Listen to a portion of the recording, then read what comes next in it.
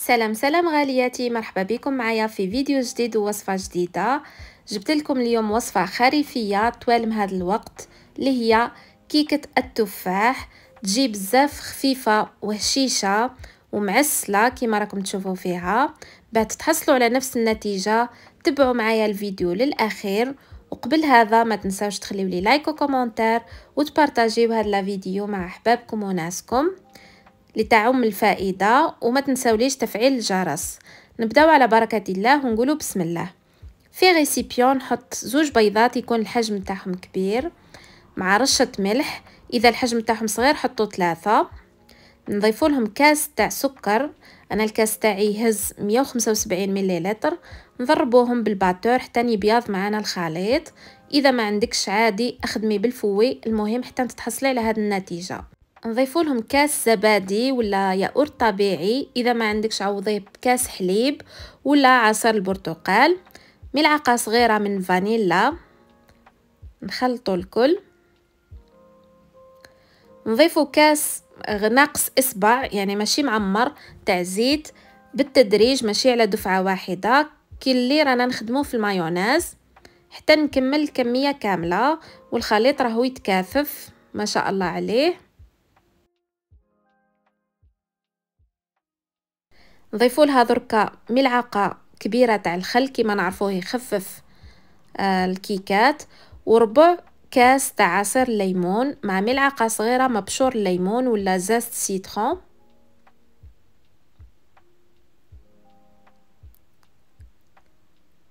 دركا نضيفوا النواشف. نحط الكاس الاول تاعي كيما راكم تشوفوا، الكاس مانيش نعمرو بزاف.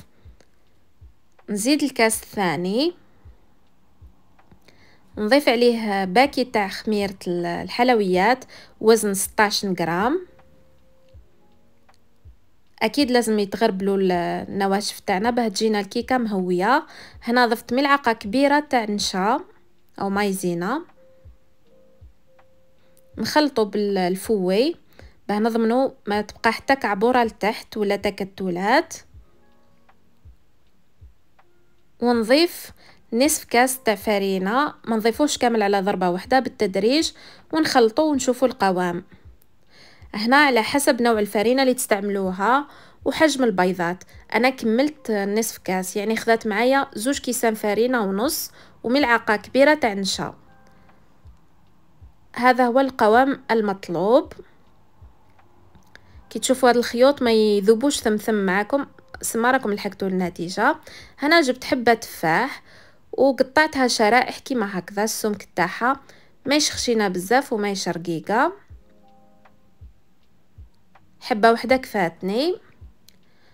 نضيف عليها عصير الليمون باه ما يكحلش معايا التفاح تاعي، وفي نفس الوقت يعطيه بنه وذوق هايل. نجيب المول تاعي بعد ما نكون دهنته بالزبده وغبرته بالفرينه، ونحط عليه الخليط تاعي اللي خدمته.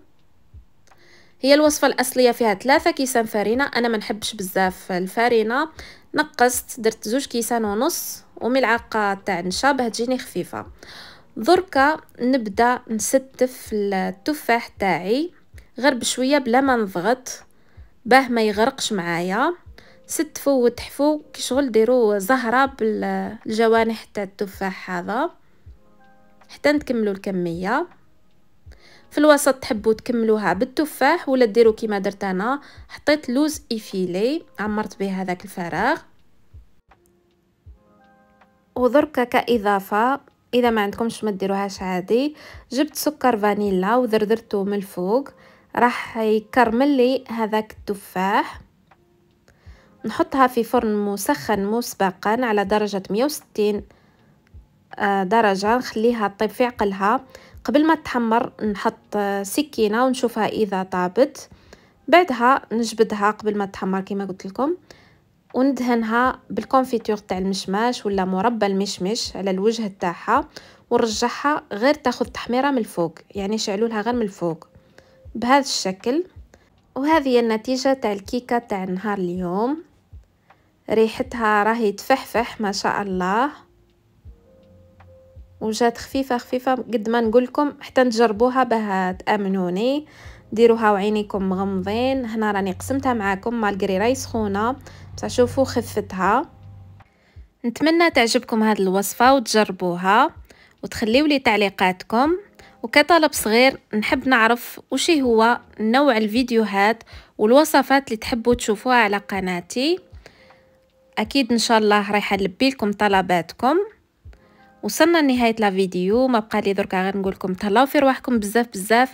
الى فيديو جديد اخر ان شاء الله، والسلام.